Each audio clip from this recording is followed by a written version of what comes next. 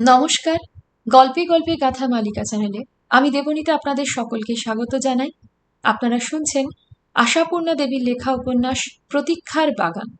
আজ শোনাতে চলেছি উপন্যাসটির দ্বিতীয় পর্ব। কিন্তু আশ্চর্য, দেখা গেল সংসার অনবীক্ষ অবোধ বিভার তাকটা ভুল হয়নি। ঢিলটা যথাস্থানে গিয়ে লেগেছে, ঈগল লটকে এসে পড়েছে। চিঠি পাঠানোর পরের দিনই অভিজাত চেহারার একখানা গাড়ি এসে থামল এই বিদীর্ণ বক্ষ বৃহৎ বাড়িখানার জীর্ণ গেটে। চেনাবার জন্য ড্রাইভারের হাতে বিভারী চিঠিখানা, তার ওপিঠে লেখা, নিজে যেতে পারলাম না, ক্ষমা করে নিয়ে চলে আসবেন, প্রণত কানু, কান্তি কুমার রায়। অবাঙালি ড্রাইভার সে শুধু জানালো, সাহা ভেজ দিয়া। এই সংসারে গালে যেন ঠাস করে একটা চর পড়ল। এ আশা কেউ করেনি, সকলেই মনে মনে হেসেছে। এখন হতাশ্বাসের ক্রুদ্ধ যন্ত্রণা, যেন নিঃশব্দ ষড়যন্ত্রে বিভা তাদের দারুণ ঠকালো। না কারুর সঙ্গে পরামর্শ, না কারুর মত নেওয়া, একেবারে বড় গাছে গিয়ে নৌকো বাঁধা হলো। মেজদার মতো অতটা না হলেও সকলেই যেন অপমানা হতো। আবার মনে মনে হিসেব করছেন বিভাকে হারিয়ে কি পরিমাণ লোকসান ঘটল তাদের। যে মোটা লাভটা হতে পারত সে ঘরে শূন্যি পড়লে লোকসান ছাড়া কি। রাগের পর অনুতাপ। আমি তোকে নেব আগে থেকে এ আশ্বাস দিয়ে রাখলে ও অমন অসমসাহসিক কাজটা করে বসতে পারত না। মেয়েটার তো শিগগির বিয়েই হয়ে যেত, তারপর নিরঙ্কুশ একটা কর্মযন্ত্র লাভ। বিশ্রী রকমের ভুল হয়ে গেছে, কিন্তু এখন আর সে ভুলের সংশোধন নেই। পাখি হাতছাড়া হয়ে ডানলপিলোর গদি মোড়া গাড়িতে গিয়ে উঠে বসেছে। তবে জনে জনে প্রণাম নমস্কার করে গেছে বইকে। মৃত গুরুজনদের ছবি টাঙানো দেওয়ালে মাথাও ঠুকেছে। ছোটদের কাছে এসে চোখের জলও ফেলেছে বিস্তর। তবু চলে গেল যেন টুক করে, যেন আলগা শিকড়ে ঘাসের চাপড়াটা কারোর মুঠোর টানে মাটি থেকে উঠে গেল। অতএব পিছনে সমালোচনার ঝড় বইবে বই কি। কে না বলবে একেই বলে পর। পর কখনো আপন হয় না। এতদিন এখানে আশ্রয় পেলি, আর যেই না দিন পেলি অমনি অক্লেশে পিছন ফিরলি, একেই বলে ড্যাঙায় উঠলেই নৌকোয় লাথি। তবে হ্যাঁ, শেষ ভরসা এই, সাহেব দেওরের ঘরে কদিন টিকতে পারবেন বিভাবতী দেবী? বড় লোকেরা তো আবার মদো মাতালো হয়। নেহাত বুড়োও তো হওনি তুমি। আর তাও যদি না হয় দেওর, না হয় উত্তম চরিত্র, মনুষ্যত্ব দেখাতে এক কথায় নিয়ে গেল, কিন্তু ঘরে বউ নেই তার, বড় লোকের মেয়ে। সে হঠাৎ সংসারে এই উড়ো আপদের আবির্ভাব সহ্য করবে? থান পড়া বিধবা, পুজো আচ্চা গোবর গঙ্গাজল নিয়ে কারবার, তাকে সয়ে নেবেন সেই মেম সাহেব? নাকে খত দিতে দিতে চলে আসতে হবে বাবা, এই বলে রাখলাম। অবশ্য এসব হচ্ছে অনুক্ত ভাষণ। যা উক্ত তা হচ্ছে, যারা শ্বশুর বাড়ি শালির বাড়ি থাকতে যাচ্ছেন তারা বাদে বাকি তিনজনই নিজ নিজ ভাবি ঠিকানাটা লাট্টুর হাতে গুছিয়ে দিয়ে উদার অনুজ্ঞা দিলেন, একটু অসুবিধে বোধ করলেই চলে আসবি মাকে, বুঝলি তো, আমরা তো রইলাম, মরিনি তো। কিন্তু টের পাওয়া যাচ্ছে না সেই একটু অসুবিধাটা ঘটছে কিনা। দিন তো কেটে গেল অনেকগুলো। যে যার নিজ নিজ অভিপ্সিত ভূমিতে প্রতিষ্ঠিত হয়েছেন। যারা শালী শ্বশুরের হেফাজতে ছিলেন তাদেরও দুঃখের রাত্রি প্রভাত হয়ে এলো। নবনির্মিত ফ্ল্যাটে অ্যালটমেন্ট চলছে।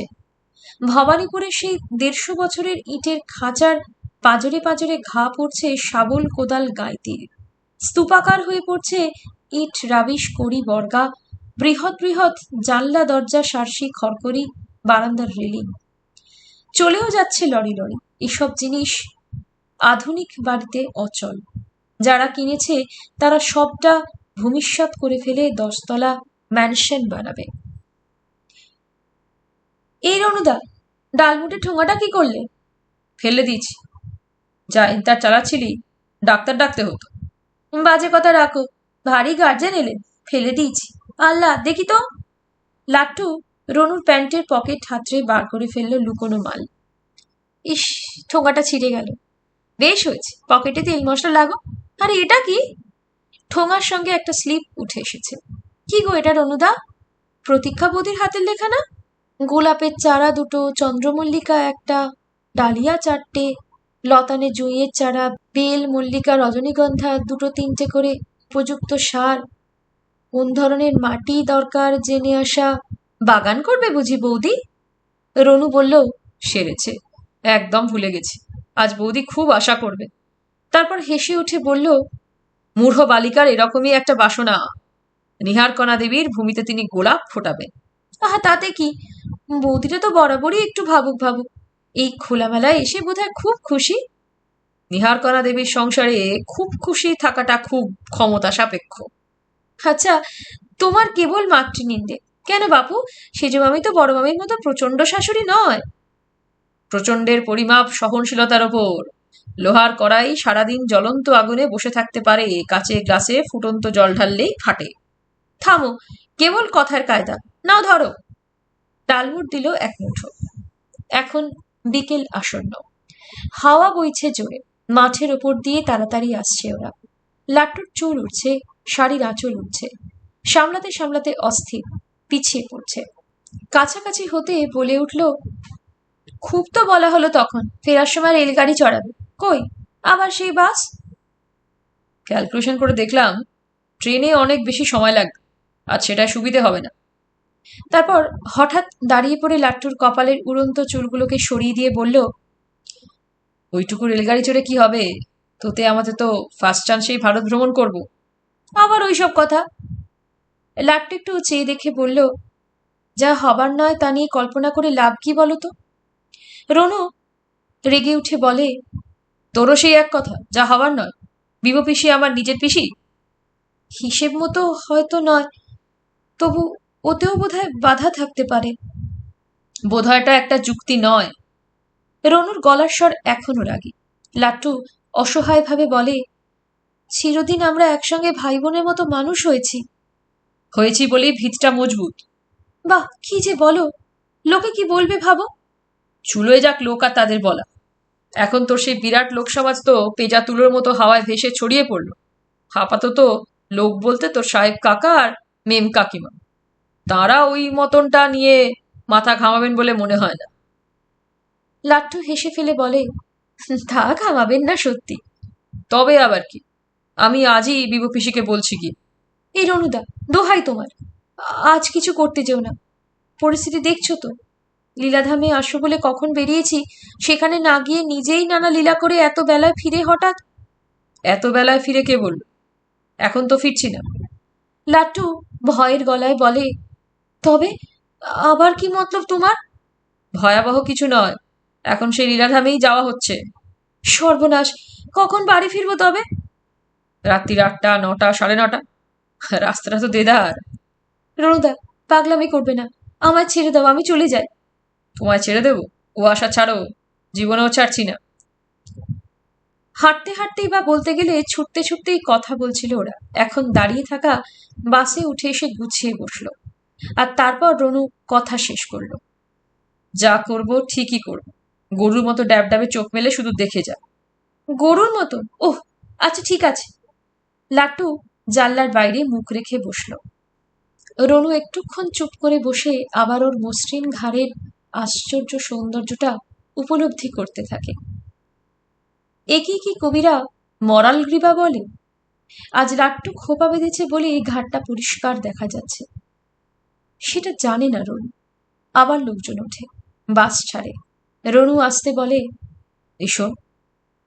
কিছু অনৃত ভাষণ না চালালে ঠিক ম্যানেজ করা যাবে না। তুই যেন হঠাৎ বেফাস কিছু বলে বসিসনি। আমার এসব মিথ্যে কথাটা তো আসে না। আসাতে হবে বাবা, মনে করতে হবে এ জগৎ মিথ্যা দিয়ে গড়া, সবই মিথ্যায় ভব সংসারে। লাট্টু হেসে ফেলল। তো প্রতীক্ষা বৌদিটির মতো আগমার্কা হলে পৃথিবীতে চড়ে খাওয়া কঠিন। বাস চলে আসছে আবার সেই পূর্ব পথে।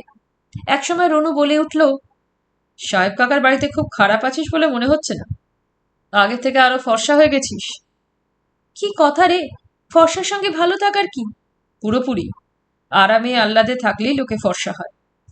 এসব মেইলি কথা কি শেখাচ্ছে তোমার? নিহারকণা দেবীর ছেলে কথা শেখার অভাব? তা যাকগে, বড় লোকের বাড়িতে আরাম আয়েসটা এমন কিছু বাড়তি পাওনা নয়, আপসেই মেলে। কাকা লোক কেমন? তোমরা যতটা নাকুচু ভাবো ততটা নয়, আমাদের কাছে তো নয়। কাউকে না দেখে রিমার্ক করতে নেই। আমরা তো সর্বদাই জীবনে একবারও না দেখে রিমার্ক করে থাকি, ওটা কিছু নয়। তাহলে লোক ভালোই। আমার তো ভালোই লাগে। আর মেম সাহেব? লাট্টু হেসে ফেলে বলে, তার সম্পর্কে এক কথায় কিছু বলা শক্ত। এক অদ্ভুত ধরনের মানুষ, অন্যের সঙ্গে ব্যবহার খারাপ নয়। আমার প্রতি তো বেশ একটু স্নেহ স্নেহ ভাবই আছে, যদিও সেটা প্রকাশ করতে নারাজ। কিন্তু কাকার সঙ্গে উফ, সেই যে বড়মামি বলে আদায় কাজকলায়, ঠিক তাই। যতটুকু বাড়িতে থাকে শুধু ঝগড়া চালিয়ে যায়, একতরফাই অবশ্য। যতটুকু বাড়িতে থাকে? চাকরি টাকরি করে বুঝি? মস্ত চাকরি, খুঁটির জোরের ব্যাপার আর কি। বাপের বন্ধুর অফিসে। তাছাড়া তাস খেলার দারুণ নেশা। অফিস থেকেই চলে যায় ক্লাবে, বাড়ি ফিরে অনেক রাত্রিরে। ড্রিঙ্ক ফ্রিঙ্ক করে বোধহয়, আসে তো টলতে টলতে। তবে যেদিন জুয়ায় জিতে আসে। জুয়া? জুয়া না তো আবার কি? তাস নিয়ে কি গোলাম চোর খেলে? তা যেদিন জিতে আসে সেদিন টলে কম, আমাদের সঙ্গে সৌজন্য করে কথা বলে। হয়তো ঘুমন্ত ছেলেটাকে টেনে তুলে আদর করতে বসে। ছেলে আছে বুঝি? আছে না, রহস্য তো সেইখানেই। আমরা এখানে আসার আগেই ছেলেটা দুর্গতির এক শেষ ছিল। আমাদের থাকায় সে অবস্থা গেছে।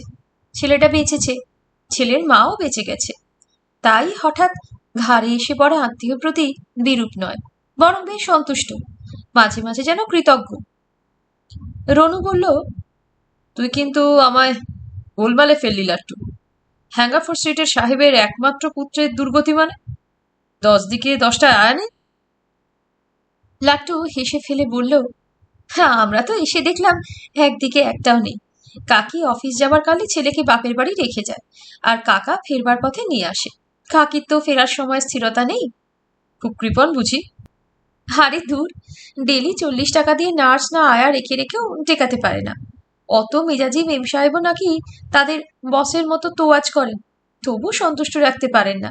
কাকির ভাষায়, যিনি আসেন তিনিই যেন এক একখানি নূরজাহান, ক্লিওপেট্রা। মহিলার দুঃখের কাহিনী শুনলে তুমিই হেসে অস্থির হয়ে যাবে রনুদা। দুঃখের কাহিনী শুনে হেসে অস্থির হব? আমায় তুই এমনই হৃদয়হীন ভাবিস?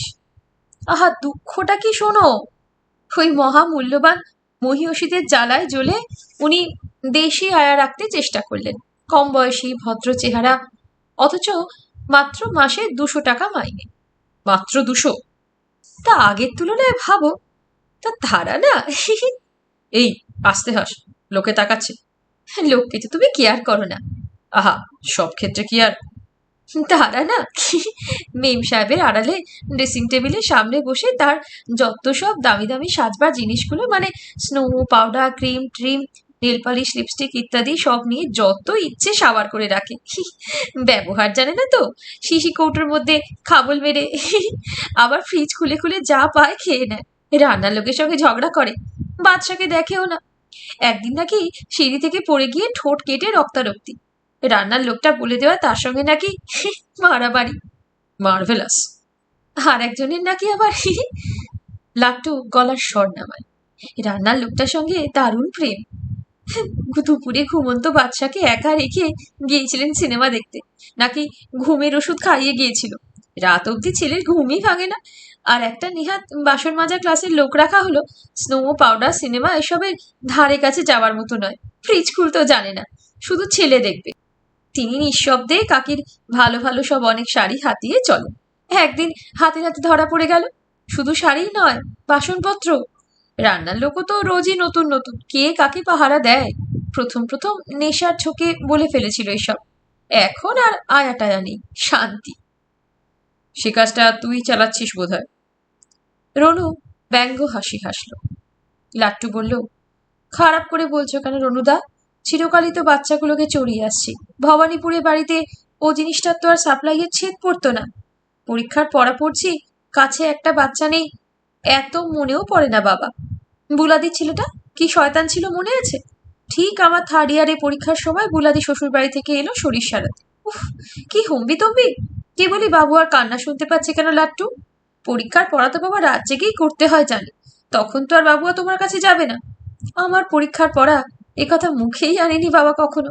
তাও বলেছেন, এই ছেলেটা দারুণ ভদ্র, মানে আয়া টায়ার কাছে মানুষ হয়েছে তো, দিদি পেয়ে বিগলিত। তাছাড়া আমার মার তো এখন কাজ নেই বেশি, মাও দেখে সর্বদা। এই, এসব কথা যেন লীলাধামে গল্প করিস না। নিহার কণার অসীম ক্ষমতায় এক একটি ওয়ার্ড 100তে পরিণত হয়, জানিস তো। আচ্ছা, তোমায় আর শেখাতে হবে না, কোথায় কি বলতে হয় আর হয় না, এই শিখতে শিখতেই তো বুড়ো হলাম। বুড়ো হলি না তো কি, বড় মামি বলতো শোনোনি, মেয়েরা 20 পেরোলেই বুড়ি। তুই 20 পেরিয়েছিস? ঢং করো না, সে তো কবে। স্কুলে ভর্তি হয়েছি কত বেশি বয়সে ভাবো। ঠিক বয়সে পড়তে পেলে এতদিনে তো এমএ পাশ করে বেরিয়ে পড়ে চাকরি করতে পারতাম। চাকরি? কোন পাড়ায় গাছটা আছে রে? ঠিকানা দেন, একটা পেরে নিয়ে গে। আহা, তুমি বুঝি এক্ষুনি চাকরিতে ঢুকবে, রিসার্চ শেষ না করেই? রিসার্চ? ওটা তো লোকের কাছে মান রাখার একটা কলকাঠি রে, নিজের কাছেও। বেকার হয়ে ঘুরে বেড়াচ্ছি, ভাবতে দুঃখ লাগবে তো, তাই। এই রনুদা, তুমি না বলেছিলে তোমার দারুণ ইন্টারেস্টিং লাগে ওই এক্সপেরিমেন্টটা? বলেছিলাম, এখন আর বলছি না। এখন তাড়াতাড়ি পায়ের তলায় মাটি খুঁজছি। এত তাড়াটা কিসের? রাগাসি লাট্টু, ভালো হবে না। হইচই করতে করতে লীলাধামে ঢুকে পড়ল রনু। এই দেখো কাকে নিয়ে এলাম, পথ খুঁজে না পেয়ে রাস্তায় ঘুরে মরছিল। এই রনুদা, ভালো হবে না বলছি। এই চুপ, কি বলেছিলাম? নিহারকণা ছুটে বকতে আসছিলেন। কোন সকালে বেরিয়েছিস, এখন ফিরলি, দুপুরবেলা ভাত খেতে পর্যন্ত এলি না। বলতে গিয়ে লাট্টুকে দেখে থমকালেন। সকালে বেরিয়ে দুপুরে ভাত খেতে পর্যন্ত না আসা রনুর নতুন নয়। ভবানীপুরের সেই নিয়মের বাড়িতে রণবিজয় একটি মূর্তিমান অনিয়ম, তবে শহর থেকে দূরে এসে পড়ে না খাওয়ার অনিয়মটা আরো বেড়েছে। বকলে বলে, 2টি ভাত খাওয়ার জন্য 10 মাইল পথ পাড়ি দেব মা, এমনই অভাগা তোমার ছেলে, তাও 2টি ভাত জুটবে না? তা জুটবে না কেন? নিহারকণা বলে, দেশ জুড়ে তোমার কত মাসি, স্নেহের অবতার সব। তারা তো তোমারই বোন মা, তাই এত স্নেহশীলা। আমার বোন মানে? বাহ, মাসি আবার কার বোন হয়? শুনতে পেলে ভুবন বিজয় হেসে উঠে বলেন, হলো তো, জব্দ হলে তো ছেলের কাছে। জব্দ তো আজন্মই হয়ে আছি, শুধু ছেলে কেন, ছেলে গোষ্ঠীবর্গের কাছে। বলে নিহারকণা হয়তো জব্দের নমুনাগুলো ব্যাখ্যা করতে বসেন। আজ আর কথা সে পথে প্রবাহিত হলো না। আজ সঙ্গে লাট্টু, যার সম্পর্কে এখন অসীম কৌতূহল। তদবধি তো আর দেখা হয়নি কে যাচ্ছে ওর সাহেব কাকার বাড়ি। লাট্টুই এখন মাঝে মাঝে অভিযানে বেরোচ্ছে অকৃতজ্ঞ নাম খোঁজাতে। মা বলেছে, তুই তো আর আমার মতো নয় বাবা, যে কেউ নিয়ে না গেলে এক পা যেতে পারবো না। ছুটি ছাটার দিন যাস এক একবার সব বাড়িতে, না গেলে বলবে এতদিন মানুষ হলো আমাদের কাছে একটু কৃতজ্ঞতা নেই। লাট্টু মার কাছ থেকে ঠিকানাগুলো নিয়ে হেসে বলেছিল, আর যদি দেখেই ভেবে বসেন বোধহয় অসুবিধে পড়ে কেঁদে পড়তে এসেছে। থাম তো, ভেবে বসলেই হলো। এমনিতে লাট্টু ইচ্ছে করেই কোথাও কোথাও গিয়েছে, চিরকালের জানা ঠিকানা। দীপতির শ্বশুরবাড়ি, রুমার মামার বাড়ি। ভারী ভালোবাসে ওর লাট্টুকে, তবে অসুবিধে এই, ওর কাকার বাড়ি সম্পর্কে সকলেরই কৌতূহল বড় বেশি। অনেকক্ষণ পরে নিহারকণাকে তো বলেই বসলো লাট্টু, কাকার বাড়ি গল্প আর কত শুনবেন সেজো মামি, আপনাদের কথাটা শুনি। মা তো হাঁ করে বসে আছে শোনার জন্যে। তোর মা এখনো আমাদের কথা মনে আছে? কি যে বলেন, মায়ের মুখে সবসময় তো আপনাদের সকলের কথা। বলল, আপনি কিন্তু আগের থেকে অনেক বুড়ো হয়ে গেছেন সেজো মামা। সেজো মামা বললেন, রিটায়ার করার অবশ্যম্ভাবী পরিণতি। দেখো সমরদা, তোমরা ছেলেরা পেরে উঠলে না, আমি মেয়ে হয়ে বাড়ি খুঁজে খুঁজে। নিজেকে মেয়ে বলে স্বীকার করছিস তাহলে? সমর হাসল। ছেলেবেলায় কি চটেই যেতিস মেয়ে বললে। তা রনু তোকে কোথায় পেল? রনু তাড়াতাড়ি ম্যানেজ করলো, আর বলো না, আড্ডা ফাড্ডা মেরে ফিরে বাস থেকে নেমে দেখি মহিলা রাস্তা হারিয়ে দিশেহারা হয়ে বেড়াচ্ছেন। আহ রনুদা, ভালো হবে না বলছি, রাস্তা হারিয়ে। তার ঠিকানার কাগজ হাতে করে রাস্তার লোককে জিজ্ঞেস করে বেড়ানোকে আর কি বলে? রাস্তার লোককে জিজ্ঞেস করে বেড়াচ্ছিলাম আমি। আরে বাবা, করিসনি, করতে যাচ্ছিলি তো, ভাগ্যিস আমার সঙ্গে দেখা। উপকারীকে অস্বীকার করাই মানুষের ধর্ম, এই তো জানাই কথা। প্রতীক্ষার সঙ্গে বড় ভাব ছিল লাট্টুর। প্রথম দিনই নতুন বউকে বলেছিল, তোমায় আমার এত ভালো লাগছে কেন জানো? নামটার জন্য। এত সুন্দর নাম আমি কারো দেখিনি। প্রতীক্ষা হেসেছিল। আমি না, আমার মায়ের অনেক বড় বয়সে জন্মেছিলাম, প্রায় আশা ছাড়া অবস্থায়, তাই এই নাম। নিহারকণা আর ভুবন বিজয়ের কবল থেকে উদ্ধার হয়ে প্রতীক্ষার সঙ্গে কথা বলার সময় পেল লাট্টু, একেবারে খেতে বসে। হ্যাঁ, অনেক গল্প হলো, বসা হলো, বাড়ি দেখা হলো, খেতেও হলো। না খাইয়ে কেউ ছাড়ে ঘরের মেয়েকে? লাট্টু বলল, এক্ষুনি মধ্যে এত সব রান্না করে ফেলেছো বৌদি? ভীষণ কাজের হয়ে গেছে দেখছি। প্রতীক্ষা বলল, এখন দেখো রান্নাটা খাদ্যযোগ্য না অখাদ্য। তোমার কি বিশ্বাস বৌদি ও সত্যি কথা বলবে? প্রতীক্ষা ওদের দুজনের উদ্ভাসিত মুখের দিকে একটু তাকিয়ে দেখল। তখন থেকেই দেখছে। হয়তো প্রতীক্ষা বিয়ে হয়ে এসে পর্যন্তই দেখছে, হয়তোবা আরো কেউ দেখেও। দেখে উটপাখির বুদ্ধি গ্রহণ করে।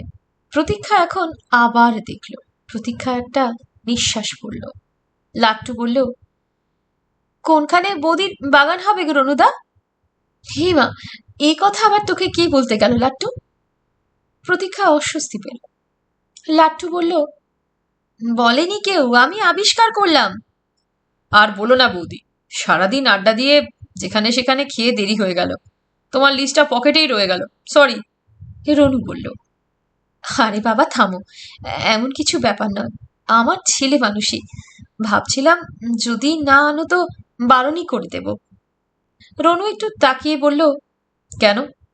চারা না পুঁততেই গোলাপ গাছের গোড়ায় কূপ পড়েছে? রনুর মধ্যে সেন্টিমেন্টের বালাই আছে বলে মনে হয় না। তবু রনু এ যাবৎ ভবানীপুরের ওই পাড়াটায় যায়নি, অথচ ওখানে চিরকালের বন্ধু টন্ধুরা রয়েছে, আজন্মের খেলার সাথী। এসব হলো ঘরোয়া পাড়া। বাড়িতে বাড়িতে যখন রাস্তার ধারে রোয়াকের চলন ছিল, তখনকার আমলের সব বাড়ি। এ পাড়ার ছেলেদের শৈশব, বাল্য, যৌবনের সর্ববিধ ভাবপ্রবাহের সাক্ষী ওই রোয়াকগুলো। আবার বিশেষ কয়েকটি বাড়ির রোয়াক আছে পাড়ার বার্ধক্যের বারাণসী, অবসরপ্রাপ্ত প্রৌঢ় বৃদ্ধদের বৈঠকখানা যেগুলো। তবে বর্তমানে অনেক বাড়ির মালিকরাই অর্থহীন অপচয়কার প্রশ্রয় দিতে রাজি হচ্ছেন না। তারাই একফালি দেড়ফালি রোয়াককে রীতিমতো কাজে লাগিয়ে ফেলছে। রোয়াকটা ঘিরে নিয়ে দোকানঘর বানিয়ে ভাড়া দেওয়ার নমুনা দ্রুত বাড়ছে। হলেও আছেও বই কি কিছু, এবং পাড়ার মুখোজ্জ্বল কিছু নিয়মিত সদস্যও আছে এই রোয়াক ক্লাবের। দৈবক্রমেই আজ রনুকে এই পাড়ায় এসে পড়তে হয়েছে। এসেছিল গতকাল রাত্রে। যখন এসেছিল তখন কারোর সঙ্গে দেখা হবার কথা নয়, রাত প্রায় গভীর। লাট্টুকে তার কাকার বাড়ি পৌঁছে দিয়ে তাদের নতুন পাড়ার সেই লীলাধামে ফিরে যাওয়া সম্ভব নয় বলে রনু বলেই এসেছিল মাকে পুরনো পাড়ার কারোর বাড়িতে থেকে যাবে। চেনার বিশেষ চেনা আত্মীয় আর আত্মীয় তুল্যের সংখ্যা এখানে এখনো অনেক। রাতটা সুবিমলদার বাড়িতে কাটিয়ে সকালে ফিরে যাচ্ছিল চুপি চুপি। শাবল হাতুড়ির ঘা খাওয়া সেই বাড়িখানার দিকে না তাকিয়েই তপেনদের রোয়াকের প্রাতঃক্লাব থেকে তড়াক করে লাফিয়ে নেমে পড়ে এসে পাকড়াও করে ফেলল বিকাশ। বিকাশের বাজার চলতি নাম বিস্কুট, আর সেটাই সমধিক চালু। ওকে দেখে হৈ হৈ করে উঠল ক্লাব সদস্যরা। এই ছেলেদের প্রায়শই রাত্রে একটা ঘরে অনেকের সঙ্গে শুতে হয়। ঘুম ভাঙলে পড়ে পড়ে গড়াবার উপযুক্ত জায়গা থাকে না, তাই বাসি চোখে মুখেই এখানে এসে জোটে, জায়গা দখল করে বসে পড়ে। রনুকে টেনে বসিয়ে দিয়ে বিস্কুট বলে উঠল, কি রে বাবা, তুই যে মারি একেবারে আকাশের চাঁদু হয়ে গেলে মানি, একদিনের জন্য এলে না? এসো বসে পড়ো, যোগুর দোকানে কেটলি চেপেছে দেখে এসেছি, নামলেই পাঠিয়ে দেবে। রনু তাড়াতাড়ি বলল, এই আজ থাক রে, আর একদিন আসবো, আজ একটু তাড়াতাড়ি বাড়ি ফেরা দরকার, যাই এখন। তপন খালি গায়ে একটা পায়জামা পরেই এসে বসেছে। পায়জামার পায়ের আগাটা হাঁটু পর্যন্ত গোটানো। তপনের হাতে একখানা তাল পাতার পাখা, তার বাঁট দিয়ে মুখ খিচিয়ে পিঠটা চুলকে চলেছিল এক মনে। সেভাবে খিচিয়ে বলে উঠল, খুব হয়েছে, আমাদের কাছে আর রোয়াব দেখাতে আসিস নি রনু, চুপচাপ বসে থাক, চা এলে খেয়ে তবে যাবি। লেবু বলল, পাড়া ছেড়ে চলে গেলি না যেন বিলেতে আমেরিকা চলে গেলি, এসে আবার ডাঁট দেখাতে বসছিস, তুই বিনে আড্ডাতে উঠে যাবারই জোগাড়। বিস্কুট বলে উঠল, আয় লেবু, একজনকে দোয়াজ করার তালে অন্যদের ইনসাল্ট করার কোনো রাইট নেই তোর, কেন, রনা কি কানু? তাই মথুরায় গিয়ে রাজা হয়ে বসেছে বলে বৃন্দাবন শূন্য? যা, ওর যদি এত কাজ থাকে তো যেতে দে। এরা প্রায় সকলেই ভালো ভালো স্টুডেন্ট ছিল, এখনই বেকার। তবু এরা এই ভাষায় রসালাপ করতে সুখ পায়। এ যেন নিরুপায়তার আক্রোশের একটা বিকৃতি। অগত্যাই রোয়াকে ফুঁ দিয়ে বসে পড়তে হলো রনুকে। লাট্টুর বড়লোক কাকার বাড়ি আসছে বলে সব থেকে ভালো শার্ট প্যান্টটা পরে নিয়েছিল হেসে হেসে। প্রতীক্ষাকে ডেকে ডেকে বলেছিল, কিরকম দেখাচ্ছে বৌদি? দারোয়ান দিয়ে গলা ধাক্কা দেওয়ার মতো, নাকি কুকুর লেলিয়ে দেওয়ার মতো? প্রতীক্ষা হেসে বলেছিল, ঠিক উল্টো, বিয়ের বয়সের কোনো মেয়ে থাকলে জামাই করে নেবার মতো। রনু লাট্টুর দিকে একটা কটাক্ষপাত করে বলেছিল, কিরে, খুঁজলে টুজলে একটা বিয়ের বয়সের মেয়ে পাওয়া যাবে তোর কাকার বাড়ি? লাট্টু অবলীলায় উত্তর দিয়েছিল, থাকলেও কুকুর লেলিয়ে দেবে, যা অভদ্র তুমি। যাহ বাবা, অভদ্রটা হলাম কিসে? সব কিছুতেই। বলছি কাকাও নয়, তবুও। প্রতীক্ষা আবার ওদের দুজনের আলোজ্জ্বলা মুখের দিকে তাকিয়ে একটা নিঃশ্বাস চেপে বলল, সত্যি রনু, তোমাদের এ একটা ভুল ধারণা। কাকা বেশ ভালো লোক, লাট্টুকে খুব ভালোই বাসেন, বিবো পিসিকেও। লাট্টুর বেশ আলাদা, বলে বেরিয়ে পড়েছিল রনু। সেই প্যান্ট পরে ধুলোয় বসতে হলো। এখন ওটাকে বাঁচাতে চেষ্টা করাটা হাস্যকর। তুই যে এরকম করবি আমরা ভাবতেই পারি, বলল বন্ধুরা ধিক্কারের গলায়। বাড়িতে 5 ঘরে চা খেয়ে এসেও তোর যোগুর দোকানে চা না হলে দিনটা মরুভূমি মরুভূমি লাগতো, মনে পড়ে? রনু একটু অপ্রতিভ গলায় বলল, আসলে কি জানিস, শুনলে তোরা হয়তো হাসবি, ওই বাড়িখানা ভাঙছে ভাঙছে শুনে আসতে ইচ্ছে হয় না। হঠাৎ সবাই একটু মিয়ে গেল। বলল, সে যা বললি, দেখে আমাদেরই বাবার হৃদয়টা কেমন কেমন করে। আর এইসান শব্দ, যেন 3য় বিশ্বযুদ্ধ বেঁধে গেছে, ফ্রন্টের গায়েই আছি আমরা। আর একটু থাকলেই টের পাবি শুরু হয়ে যাবে বোমা ফাটা। সারাদিন ওই শব্দ। পাড়ার সবাই রাগের চুটে তোদের গাল পারে। ইচ্ছে করলে কিঞ্চিৎ রিপেয়ার করিয়ে নিয়ে হেসে খেলে আরো 10টি বছর কাটাতে পারতিস। এ উজ্জ্বল সম্ভাবনা অবশ্য রনুকে বিগলিত করে না। ক্রমশ যা হালচাল হয়ে এসেছিল, 10টা দিনও ভয়ঙ্কর মনে হচ্ছিল। অথচ বাইরে খুব একটা নিদারুণ ঝগড়াঝাটি ছিল না, অন্তত পুরুষ মহলে তো নয়। আসলে যখনই কোনো কিছুকে পরিত্যাগ করার সংকল্প স্থির হয়ে যায়, তখনই সেটা সব দেহে পরিণত হয়ে যায়। আর সবের মতো অসহিষ্ণুকর কি আছে? তবু সপ্তাহের ক্ষণে যে করুণ বিষণ্ণতা, সেই বিষণ্ণতা রনুর ওই আজন্মের পরিচিত বাড়িটার সম্পর্কে। ভুবন বিজয়ও হয়তো তাই। মাঝে মাঝে নিহারকণা বলেন শোনা যায়, হ্যাঁ গো, চিরদিনের চেনা জানা পড়শি, তাদের তো গৃহপ্রবেশের নেমন্তন্নটাও করা হলো না, তা 1-8বার দেখা করতে যেতেও তো পারো। ভুবন বিজয় আলগাভাবে বলেন, গেলে হয়, আসার হয় না। লেবু বলল, তোর এত সেন্টিমেন্টও? তোর বড়দা নতুন কাকা তো ডেলি আসছে। ডেলি আসছে কেন, কি করতে?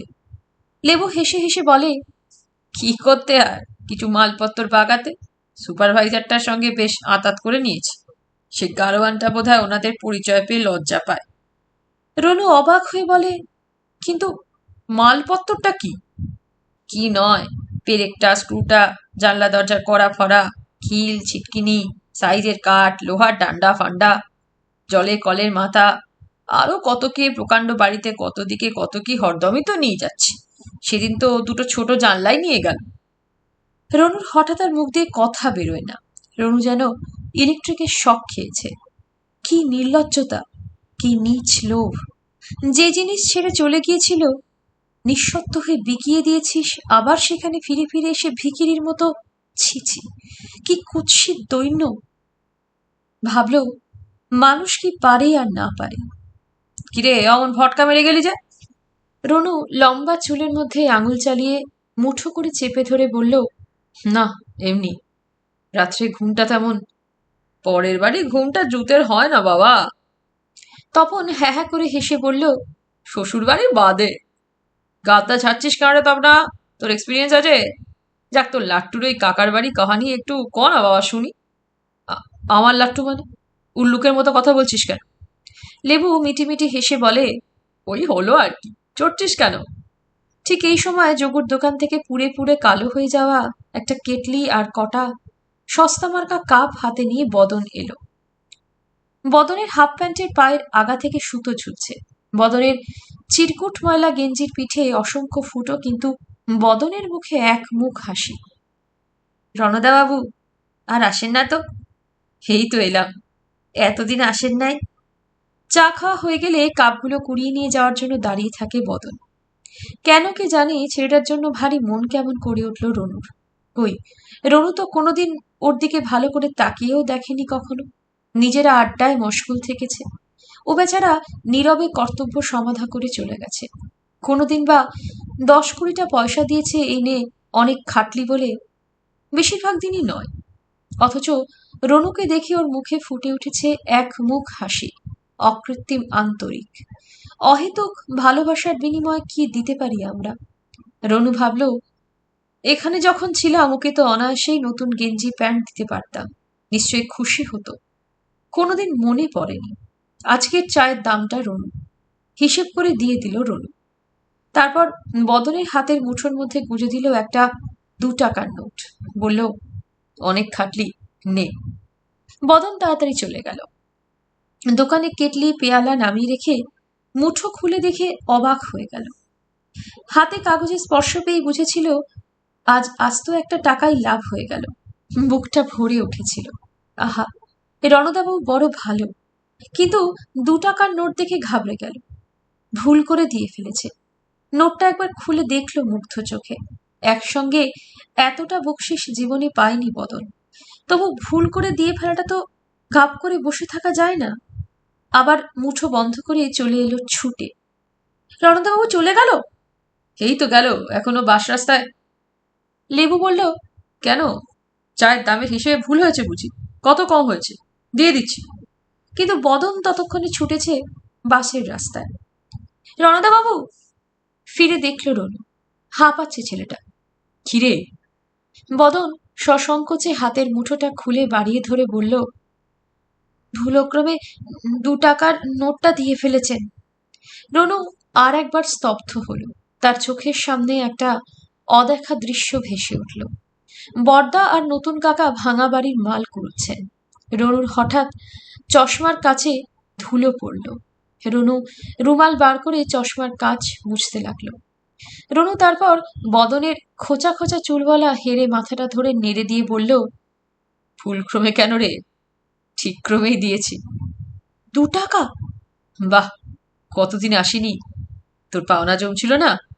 আহা, বদনের তো এখন এ কান ও কান দাঁত বার করে হাসবার কথা। হঠাৎ হাসতে ভুলে গেল কেন সে?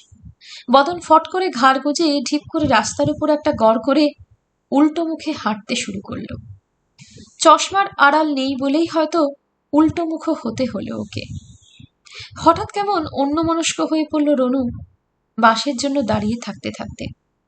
কোনোখানে কিছু না, মনে পড়ে গেল হারাধন কাকাকে, যাকে রনুদের দল তামাশা করে বলতো কাকা দাদু। সিঁড়ির তলার ধারে সেই অন্ধকার অন্ধকার ঘরটা যেন চোখের উপর ভেসে উঠল। ভিখিরির ন্যাকড়ার মতোই বেশবাস। বিছানাটা যে কবে কোনোদিন কি ছিল বোঝা যায় না, দেখলে গা গুলিয়ে আসে। অথচ সদরে কর্তাদের বৈঠকখানা, তাদের এড়াতে হলে বালক কিশোর তরুণ দলকে এই সিঁড়ির তলার দরজা দিয়েই বেরোতে হয়, পাছে হারাধনের গোচরীভূত হয়ে যায়। তাই রনুরা পা টিপে টিপে দরজাটা পার হতো। তবু এক একদিন পড়ে যেতে হতো খপ্পরে। হারাধন যেন হাতে চাঁদ পাবার মতো বলে উঠতেন, অ দাদুরা, অমন ছুট মেরে পালাচ্ছিস কেন? তারা না, একটু দেখি, কতদিন দেখি না তোদের। এই দাঁড়ানোর আবেদনটা যে একেবারেই নির্মল তা অবশ্য নয়, এরা সেটা জানে। দাঁড়ালেই তার দুঃখের গাথা গেয়ে বসবেন। ছাড় পোকার জ্বালায় রাতভর ঘুম নাই ভাই, বাবাকে বলিস না একটু ওষুধ এনে দিতে। একখান চিরুনির অভাবে মাথাটায় উকুন জন্মে গেল।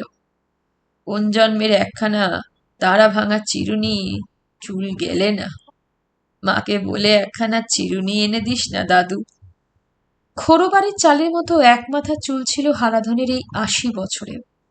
যাত্রা দলের সাজা নারদের মতো বলা চলে। তার কারণ নিত্য নাপিত খরচা কে দেয়? বাড়ির লোক অবাক হয়ে যেত খোদ কর্তাদের ভালো ভালো কেশ তৈল মেখেও মাথা জোড়া টাক। দিন দিন মাঠ ময়দান হয়ে যাচ্ছে, আর এক ছিটে সর্ষের তেলের অবদানে ওই ৮০ বছরের মাথায় চুল ধরে না। আর কিছু নয়, খাওয়ার গুণ। অত খেলে রনুর মনে পড়ল, একটা মানুষ একখানা চিরুনির অভাবে দুঃখ পাচ্ছে, এতে ভারী অবাক হয়ে গিয়েছিল সে। কষ্ট কষ্ট ভাবও এসেছিল। শৌখিন নিহারকণার ঘরে ওসব জিনিসের অপ্রাচুর্য ছিল না। শক্তপোক্ত একখানা মোটা চিরুনি নিয়ে এসে হারাধনকে দিয়েছিল সে। ওহ, এতে কি আহ্লাদ সেই বুড়োর! তার জানা জগতে যত আশীর্বাদ ছিল সব তিনি উজাড় করেছিলেন রনুর ওপরে। ভবিষ্যৎবাণী করেছিলেন রনু রাজা হবে। মনের গুণে ধন, বুঝলে দাদু ভাই, তোমায় ভগবান মন দিয়েছেন, দুঃখীর দুঃখ বোঝো। রনুর খুব অস্বস্তি হয়েছিল, পালিয়ে এসেছিল। আর সেই বালক বয়সেই বুঝতে পেরেছিল এই আনন্দটা শুধু বস্তুর প্রাপ্তিতে নয়। যদিও রনুর নতুন কাকার ছেলে বিশ্ববিজয় হ্যাঁ হ্যাঁ করে হেসেছিল, এবার চুলে কেয়ারি করতে পারবে বুড়ো, তাই এত আহ্লাদ। কিন্তু রনু কি ভগবানের কাছে পাওয়া মনের কোনো সদ্ব্যবহার করেছিল? আর রনু কি চেষ্টা করে একটু ছাড় পোকার ওষুধ জোগাড় করে এনে দিয়েছিল? রনু কি তারপরও পা টিপে টিপে ওই দরজাটা পার হতো না?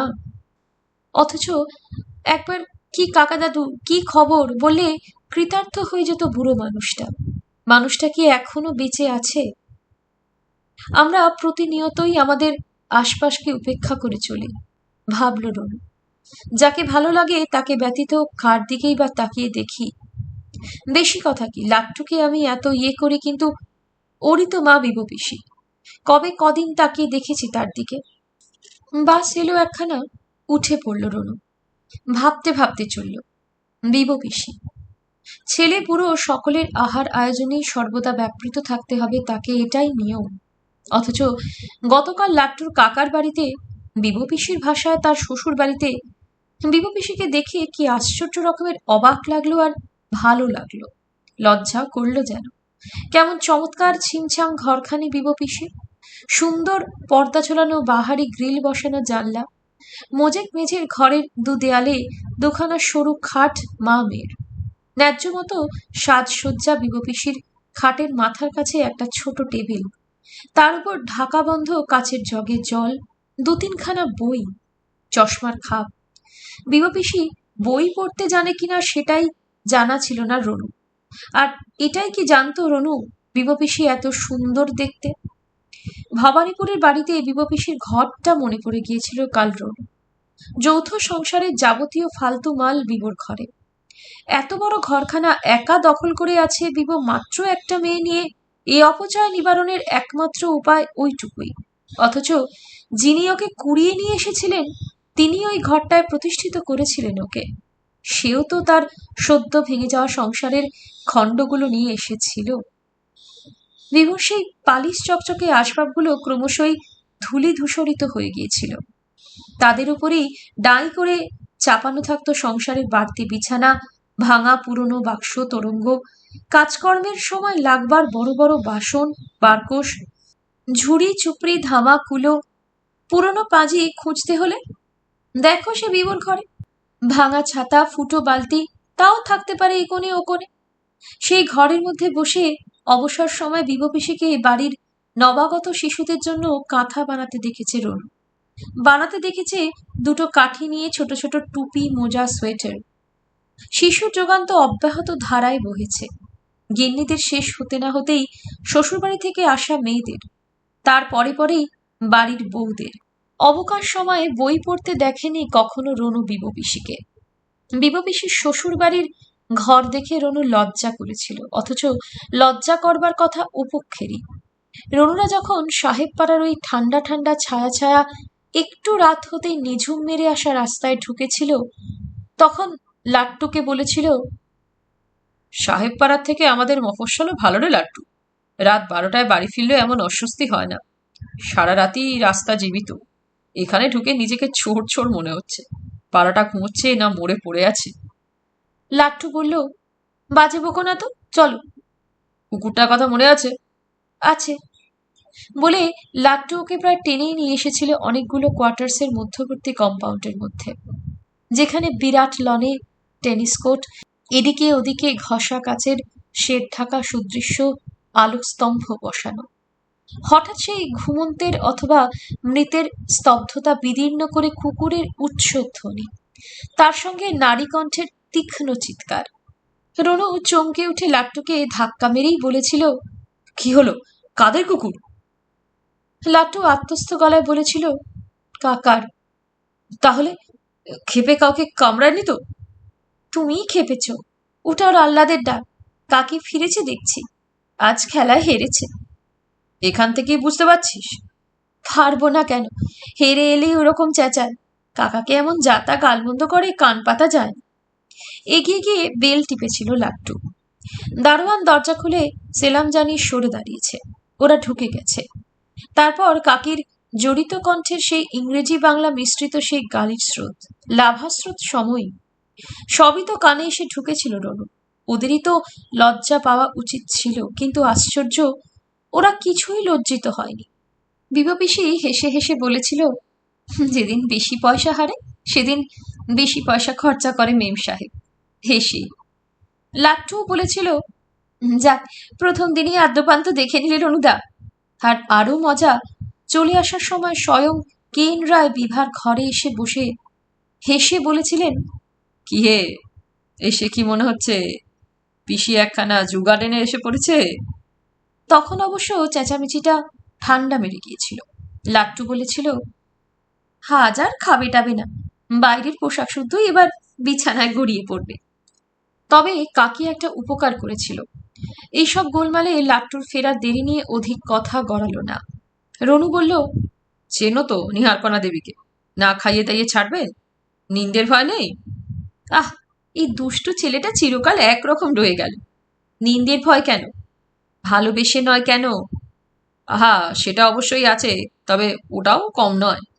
তারপর বিভা খুঁটিয়ে খুঁটিয়ে জিজ্ঞেস করেছিল, কেমন বাড়ি হয়েছে, কখানা ঘর, কাজ করবার লোক পাওয়া গেছে কিনা, কে রাঁধে, রান্নাঘরের তাক আলমারি সব করিয়ে নেওয়া হয়েছে কিনা, ইত্যাদি ইত্যাদি। রনু হেসে বলেছিল, এখন কিন্তু তোমায় দেখে মনে হচ্ছে না পিসি ওই জগৎটা তোমার মনে আছে, ওইসব কয়লা, ঘুঁটে, খুন্তি, হাতা, উনুন, হাড়ি। বিভা হেসে বলেছিল, যা বলেছিস, প্রথমটা যেন জলের মাছ ডাঙা, ক্রমশ অভ্যেস হয়ে গেছে। ওদিকের বারান্দায় একটা স্টোভ জেলে নিজের জন্য রাঁধি, আর সাহেব দেওরকে শুক্তো, মোচার ঘন্ট ভোগ খাইয়ে মোহিত করি।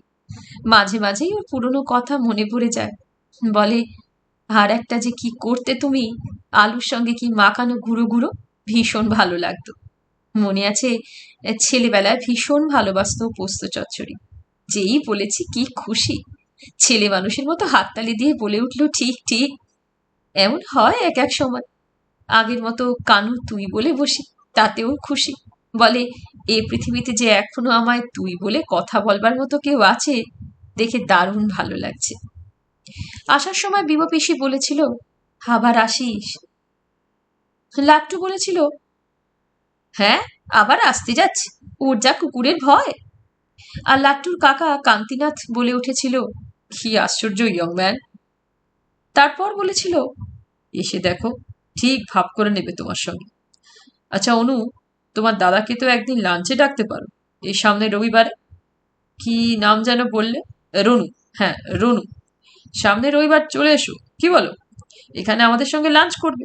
অনিন্দিতা, ভালো করে বলে দাও তোমার দাদাকে।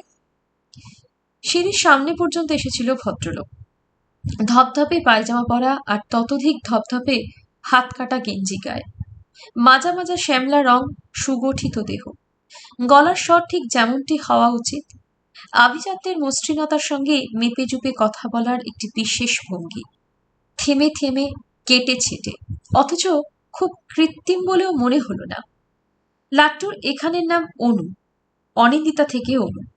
সিঁড়ির মাঝামাঝি পর্যন্ত এসেছিল লাট্টু। রনু বলেছিল, অনু নামটা তোকে আদৌ মানায় না, মনে হয় অন্য লোক। যা বলেছ, আমারও তাই মনে হয়। তাহলে আসছো তো রবিবারে? কি, ওই কেন রায়ের সঙ্গে লাঞ্চ করতে? মাথা খারাপ? লাট্টু বলল, আর একবার বেশ দেখা হয়ে যেত।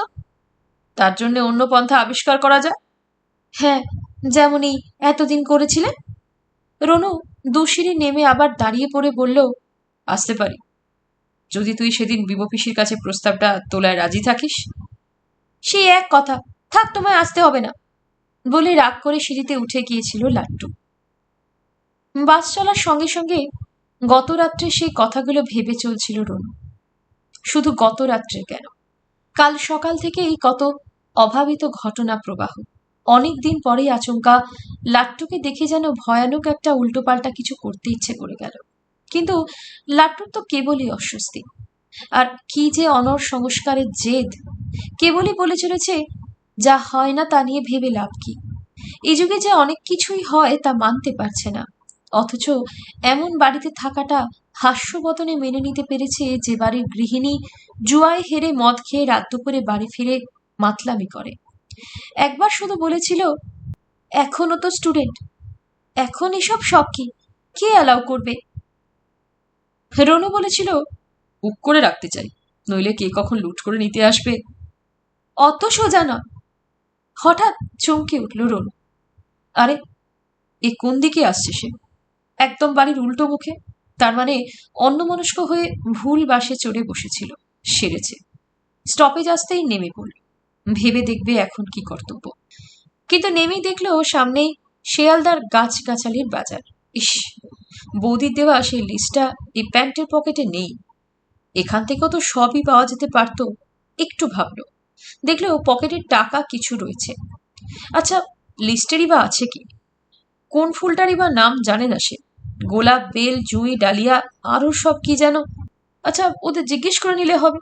হ্যাঁ, রজনীগন্ধা, রজনীগন্ধা। কোন সময় কোন গাছ হয়, মানে কখন পুঁততে হয়, তা সেও বোধহয় ওরাই বলে দেবে। ওই গাছওয়ালাদের দিকে এগিয়ে গেল রনু। রনুর মনটা হঠাৎ আশ্চর্য রকমের ভালো হয়ে গেল। এ বাড়িতে প্রতীক্ষার রাতটা একটু শান্তির।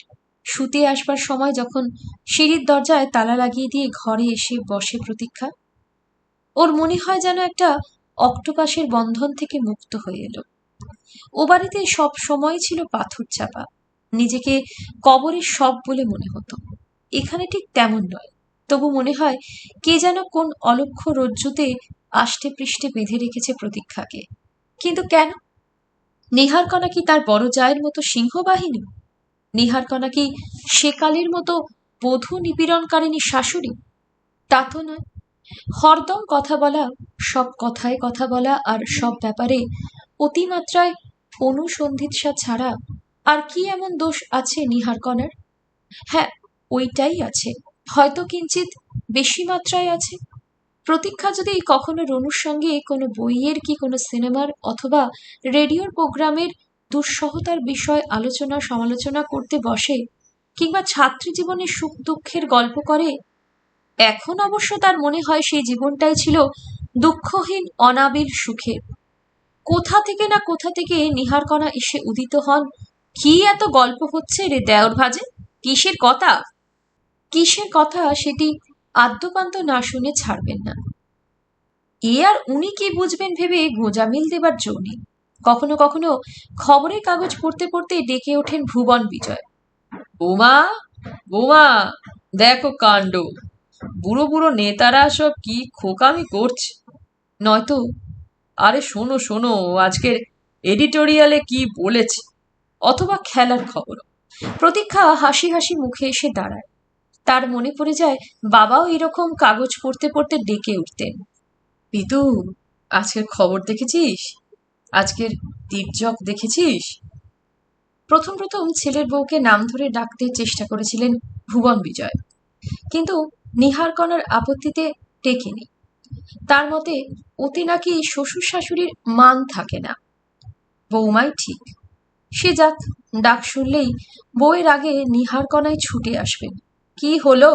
কি লিখেছে কাগজে? বউকে এত ডাক পাড়াপাড়ি। তখন ভুবন বিজয়কে নিতে হয় অরসি কিছু রহস্য নিবেদনের দায়। অতএব সেই আগ্রহটা যায় জুড়িয়ে এবং বোকার মতো দাঁড়িয়ে থাকতে হয় প্রতীক্ষাকে। এগুলো অবশ্য প্রতীক্ষার ছুটিকালীন ব্যাপার, নইলে ভোরেই তো বেরিয়ে যায়। তবে স্কুলে তো ছুটি বিস্তর। আর এক অসুবিধে, সমর বিজয় যখন সন্ধ্যায় বাড়ি ফেরে, তখন হয়তো তার হাতে কিছু না কিছু সওদা থাকেই। সে সওদার প্যাকেট খুলে নিহারকণাকে না দেখিয়ে ঘরে ঢুকবার উপায় নেই সমরের। ছেলে মানুষের মতো হাসি হাসি মুখে এসে দাঁড়িয়ে বলেন, কি এত আনলি রে, দেখি। ও কিছু নয় বললে তো আর ছাড়বেন না নিহারকণা। খোলাবেন, দেখবেন, প্রতিটি জিনিসের দাম জেনে নেবেন, দাম বেশির জন্য বিস্ময় প্রকাশ করবেন, তবে ছুটি বেচারি ছেলেটার। এসব জিনিস হয়তো প্রতীক্ষার অনুরোধের কোনো বই, হয়তোবা নিতান্তই প্রয়োজনীয় তেল সাবান, এটা ওটা। প্যাকেট খোলা সে জিনিসগুলো যে কেন প্রতীক্ষার কাছে একেবারেই মূল্যহীন হয়ে যায় কে জানে। হাতে নিতেই ইচ্ছে হয় না, বলতেই হবে প্রতীক্ষার এই মনের গড়নের দোষ। সব থেকে খারাপ লাগে কল্যাণী থেকে কোনো চিঠি এলেই নিহারকণাকে হাসি হাসি মুখে ছুটে আসতে দেখে। কে চিঠি দিয়েছে গো, মা না বাবা? বেশিরভাগ চিঠিই তো দেখি বাবার। মা বুঝি ভালোবাসে না মেয়েকে? প্রতীক্ষা তাকিয়ে দেখতে পারে না, তবু প্রতীক্ষা অনুভব করে কালো কুচকুচে কোকড়ানো চুলে ঘেরা ফর্সা ধপধপে ভারী ভারী গোল মুখখানা কৌতুক, কৌতূহল আর চালাকির হাসিতে কেমন যেন টোল খাওয়া হয়ে গেছে। প্রতীক্ষার বুকটা হিম হয়ে আসে, জানে শুধু কার চিঠি সেটা বললেই চলবে না, সঙ্গে সঙ্গেই আরো সরলতার ছবি হয়ে বলে উঠবেন উনি, কই দেখি কি লিখেছেন বাবা, একটু পড়ো শুনি। এত চিঠিও লিখতে পারেন বাবা? পড়ো গো। পড়ব না এ কথা কি বলা যায়? বড়জোর বলা যায় কি আর লিখবেন, এই এমনি কেমন আছি টাছি, স্কুলটা কেমন লাগছে।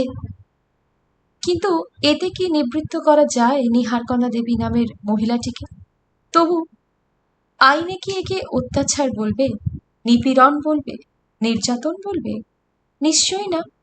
তিনি যদি সেই চিঠিলব্ধ খবরটি জনে জনে বলেই বেড়ান তাতেই বাকি। রেগে টেগে তো আর বলেন না, হেসে হেসেই বলেন, বৌমার বাবা মেয়েকে চিঠি লিখতে বসে কি সব দিয়ে পাতা ভরায় শুনবে। আজ পাঁচিলের ধারের কাঠচাপা গাছটায় 11টা ফুল ফুটেছিল। কাল বিকেলে আমাদের বারান্দার রেলিংয়ে একটা অদ্ভুত পাখি এসে বসেছিল। টিয়ার মতো ধরন, কিন্তু ঠিক টিয়াও নয়, গায়ের রং নীলচে। রবিবার দিন এখানে একটা গানের আসর হয়ে গেল। একজন এমন চমৎকার রবীন্দ্রসঙ্গীত গাইলেন, অথচ মোটেই তেমন নাম করা নয়। আবোল তাবোল আর কাকে বলে? তাহলেও একে কি আর অক্টোপাসের বাঁধন ভাবা উচিত? কত ভয়ানক ভয়ানক শাশুড়ি থাকে সংসারে। একটা ব্যাপারে তো বাপু নিহারকণা নীরব থাকেন, প্রতীক্ষার স্কুলের ব্যাপারে। এই প্রসঙ্গ সযত্নে পরিহার করে চলেন নিহারকণা। কি যে সেখানে করতে যায় প্রতীক্ষা, কি বা করে আসে, এ বিষয়ে যেন নিহারকণা একেবারেই অনবহিত। একটি প্রশ্ন নেই সে সম্বন্ধে। যেন নিত্য সকালে প্রতীক্ষা ফর্সা শাড়ি জামা পরে কোথাও বেড়াতে যায়, বেরিয়ে ফেরে। ভুবন বিজয় কখনো বলেন, ওপারা ছাড়ার ব্যবস্থা তো অনেক দিনই চলছিল। ওপারা স্কুলের কাজটা চট করে না নিলেই হতো বৌমা। রোজ এতখানি রাস্তা ঠেঙানো, বাস বদল, মজুরি পোষায় না। বাসের আজকাল যা অবস্থা। সঙ্গে সঙ্গে কোথা থেকে না কোথা থেকে নিহারকণার মন্তব্য শোনা যায়, যতই বলো বাপ, পথে বেরোলেই গায়ে হাওয়া লাগে। সকাল থেকে উনুন পাড়ে বসে সেদ্ধ হওয়ার থেকে ঢের ভালো। কি বলো বৌমা? হা হা হা। হেসেই মাত করেন হ্যাঁ হ্যাঁ করে। তা এটাও তো সুখের। কেমন করে পড়াও, অন্য দিদিমণিরা কি বলে, তাদের সঙ্গে ভাব আছে না ঝগড়া, এসব প্রশ্ন তো শুনতে হয় না প্রতীক্ষাকে। সেটাই কি কম লাভ? তবু প্রতীক্ষা রাত্রে যখন নিচের তলার সব কাজ মিটিয়ে রনুর জন্য প্রায়ই বেশি রাত অবধি বসে থাকতে হয়, কারণ সকালবেলা প্রতীক্ষা গায়ে হাওয়া লাগিয়ে আসে বলে বিকেল রাত্রের দায়টা তার উপর থাকে। দোতলায় উঠে এসে সিঁড়ির দরজা বন্ধ করে ঘরে এসে বসে। প্রতীক্ষার মনে হয় সে যেন অন্য এক জগতে এসে পৌঁছে গেল। বাড়িতে আপাতত দোতলায় শুধু একখানাই ঘর তোলা হয়েছে, বাকিটা খোলা ন্যাড়া ছাদ পড়ে আছে। অবস্থা সাপেক্ষে বাকি দুটো হবে নিচতলার সমান সমান। নিহারকণার হাঁটু বাদি, তাই বাধ্য হয়েই ওই স্বর্গীয় ঘরখানা ছেলে বউকেই দিতে হয়েছে। লোককে বলতে অবশ্য বাহুল্যবোধে দুটো শব্দ ব্যবহার করেন না নিহারকণা, শুধু বউই বলেন। বলেন, বৌমা হাওয়া হাওয়া করে পাগল, তাই হাওয়াদার ঘরখানা ওকেই দিয়েছি। দিয়েছি শব্দটায় বেশ চাপ থাকে। প্রথমটায় অবশ্য বলেছিলেন, তে শূন্যে একখানা ঘর, ওটা রনুর পক্ষেই সুবিধে, 14 বার নামা ওঠায় বৌমার কষ্ট। কিন্তু রনু মাকে ধূলিসাৎ করে ছাড়লো, বলল, পরের মেয়ের ওপর দরদ না করে নিজের ছেলেটার ওপর একটু করো বাবা। বাইরে বেরোবার দরজার পাশের ঘরটায় আমার পালঙ্কটি বিছিয়ে রাখো, যাতে তোমাদের অজান্তে টুক করে বেরোতে ঢুকতে পারি। তে শূন্যে রনু শুতে যাক, কি স্নেহময়ী জননী আমার। অতএব প্রতীক্ষার ভাগ্যেই জুটেছে ওই ছাতের ঘরটা। নিহারকণার আওতার বাইরে একটু ঠাঁই, সে যে পরম প্রাপ্তি। অবশ্য সে প্রাপ্তিযোগের স্বাদটুকু রাত্রেই জোটে, দিনের বেলা নয়। ঘরটাই দিয়েছেন নিহারকণা, খোলা ছাদটা নয়। সেখানে তার নিজ ভুবন। নিজে বেশিবার সিঁড়ি ভাঙতে পারেন না। বাসন মাজা মেয়েটাকে পয়সা খাইয়ে অনেক কিছু আনিয়ে নিয়ে ছাদ ভরে শুকোতে দিয়ে রাখেন। কয়লার গুঁড়োর গুল, পুরনো গোবরের ঘুঁটে, পোড়া কয়লা, চেলা কাঠ, বাঁশ বাখারির টুকরো, ডাবের খোলা, নারকেলের মালা, এই ঐশ্বর্যের তদারকিতে মোড়ে মোড়েও এক-আধবার উঠে আসেন নিহারকণা। কাজেই দুপুরের বিশ্রামটাতেও শান্তি বিঘ্নিত হবার ভয়। প্রতীক্ষা ভেবে পায় না জ্বালানি বস্তুটা এত লাগে কেন তাদের, কিসে লাগে? যদি লাগে ছাড়া যায়। স্টোভেও তো রান্না হয়, তার মা তো বরাবর সবকিছুই স্টোভে, কিন্তু থাক সে কথা। বিয়ে হয়ে পর্যন্ত এদের বাড়িতে দেখেছে প্রতীক্ষা দৈনন্দিনের জীবনটাকে কে কতখানি ভারাক্রান্ত করে তুলতে পারে, যেন তারই প্রতিযোগিতা এদের, যেন সেটাই এদের জীবন সাধনা।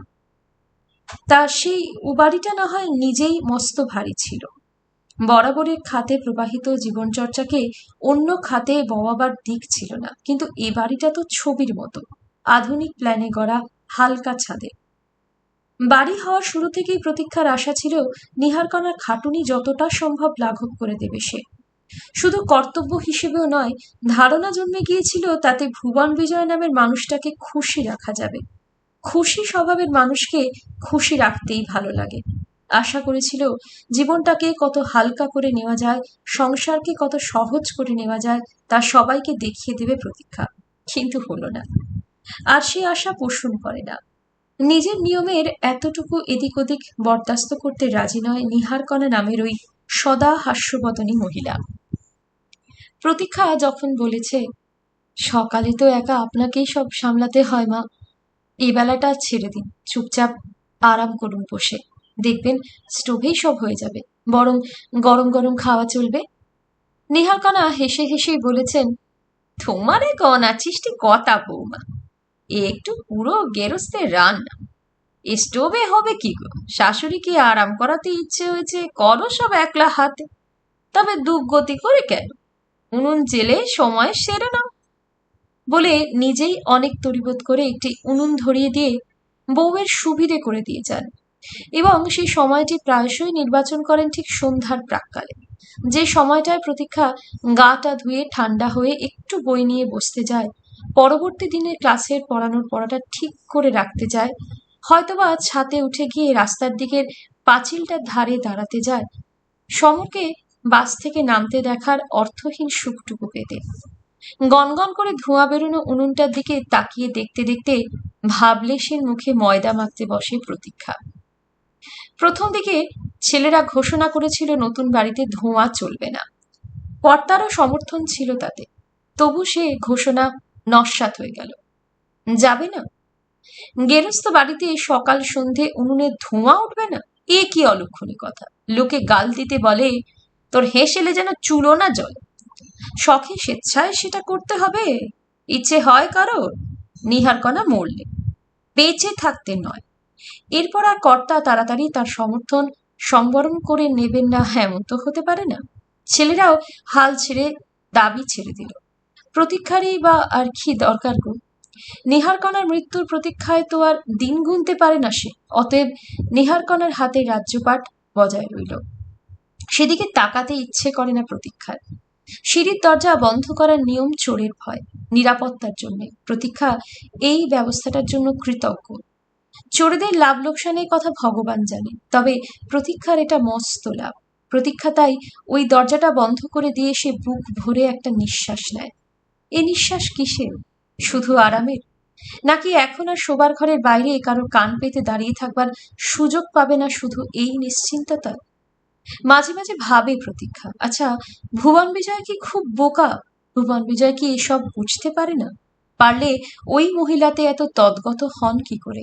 তিনি তো এমন রুচিহীন মানুষ নন। প্রতীক্ষার তো মনে হয় রুচির অমিলই হচ্ছে জগতে সব থেকে বড় অমিল। আর সেই অমিলের সঙ্গে ছন্দ মিলিয়ে চলতে বাধ্য হওয়ার মতো বড় যন্ত্রণা আর নেই। ভুবন বিজয়ের মুখে সেই যন্ত্রণার ছাপ কোথায়? ভুবন বিজয় তো সর্বদা খুশিতেই থাকেন, আর যখনই ওই গাবদা গোবদা ফর্সা মুখখানির দিকে তাকান খুশিতে ঝলমলিয়ে ওঠেন। আগে এতটা ধরা পড়তো না, 5 জনের বাড়ি, এখন সর্বদা। এইটা যে কি করে হয় প্রতীক্ষার বুদ্ধির অগম্য। ওটা নিয়ে মাথা ঘামাবার চেষ্টা এখন আর করেও না। শুধু ওই খোলামেলা স্বভাব, বইপাতিক, খবরের কাগজের নেশাগ্রস্ত, আর নাকি একদা নাটক পাগল লোকটাকে প্রতীক্ষা একটু সম্ভ্রম ভালোবাসার চোখে দেখে বলেই ওকে এই দুর্বোধ্যটা কখনো কখনো ক্লিষ্ট করে। আজকের মতো এখানেই শেষ করছি আশাপূর্ণা দেবী লেখা উপন্যাস প্রতীক্ষার বাগান। আপনাদের এই উপন্যাস কেমন লাগছে সম্ভব হলে জানাবেন। যদি ভালো লেগে থাকে অবশ্যই একটি লাইক করবেন, আর কাইন্ডলি চ্যানেলটিকে শেয়ার করে সাবস্ক্রাইব করে আমার পাশে থাকবেন। ধন্যবাদ।